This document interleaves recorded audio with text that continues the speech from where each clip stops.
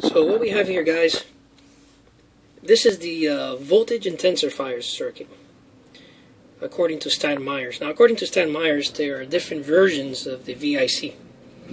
Usually, it consists of a rectifier in line with an inductive choke that's in series with a capacitor. And the idea is this inductive network is what he calls a resonant charging choke. Now, the challenge we have constantly with a water field cell capacitor is trying to limit the current. So we can achieve, standard electrolysis as long as the current rises. And that's usually what you see out there. But what we're trying to do is trying to mimic the Stan-Myers process, which is totally opposite. The idea is you restrict the current and you allow the voltage to rise.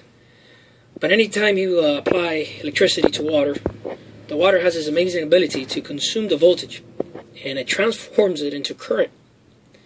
So that has been our challenge. Now, in this network, the idea is, well, we have the resonant charging choke, but we start off with small inductance, and then we slowly increase it for more, and more inductance. And the idea is, I wanted to check the parameters and see if we can limit the current. The idea is the more inductance you have on a network, on a changing voltage or changing a current, you'll have an impedance that will impede the current from this network, and it actually allows the voltage to pass through.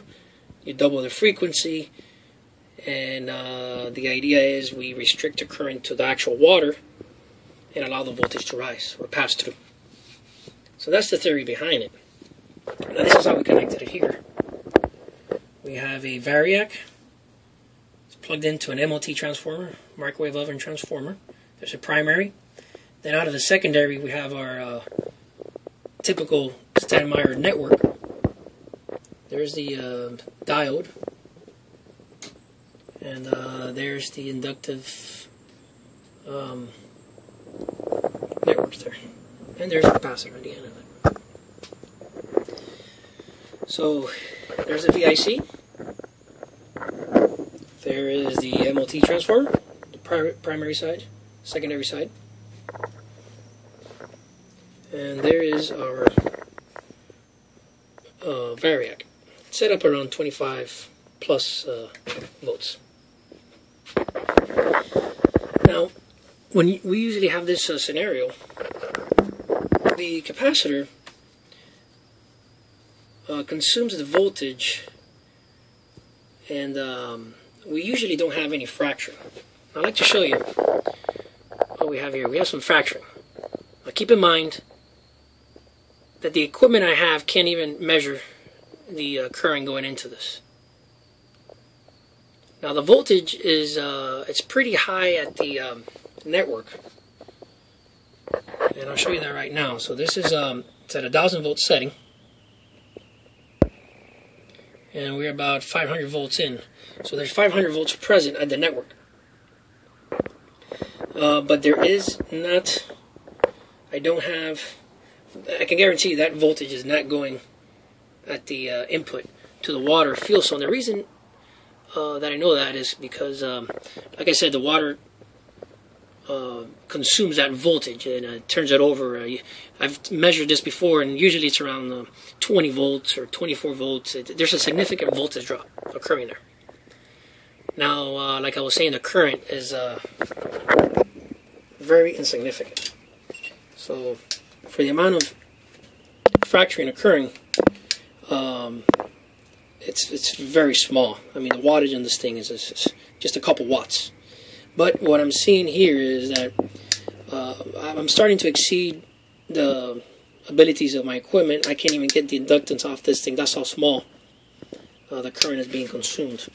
Last measurements I made were about 0.1 amps, which is very small, at 20-something volts. And we got fracturing. Now, I can tell you the reason we have fracturing here. the reason we have fracturing here, this is distilled water, but I didn't clean the residue in there very well, so I know there's some contaminants left over from the tap water. And the reason I know this is because my other test cell here, this purely distilled water, I don't have that fracturing when I apply this circuit to it. As a matter of fact, this distilled water cell will allow the voltage to increase even higher. On my MLT transformer, I can start increasing the variac and not be worried about the primary increasing too much in the current, or the parameters that I have for the wire sizes. In other words, I don't want to push it to the point of burning anything up on the circuit. I mean, this diode is only rated for I think 600 volts.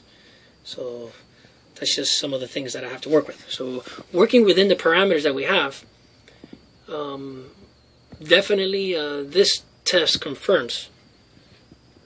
It confirms 100% that increasing the inductance reduces the current consumption and it allows the voltage to pass through. Now, has the voltage been increasing at the water fuel cell? No. The voltage is not rising. As a matter of fact, the water is still consuming the voltage, even though I'm restricting the current. So now the second phase that we got to do is now we got to get the secondary and interrupt it with the triggering circuit that we find here in the Stan Myers design. Now this is typical for all of his water networks. What this is going to allow us to do now is to change the frequency on the secondary side of the MLT transformer. And once we start increasing and decreasing the frequency with the proper current restriction, hopefully we'll start seeing the voltage drop across the cell to rise. And if that's the case, if we can start seeing the voltage rising at the voltage drop of the cell, not at the secondary measurement. I mean, we can apply 1,000 volts here. It doesn't mean we're going to have 1,000 volts at the cell. But if by triggering it and tapping into that frequency and doing checks, I'm going to be documenting all sorts of frequencies and all sorts of voltage, the amperage. We should see the amperage drop. We should see the voltage rise within any given frequency. So that's the next phase, and just wanted to show you guys that. If you got any questions, please post below, or if you got any suggestions also. Thank you very much.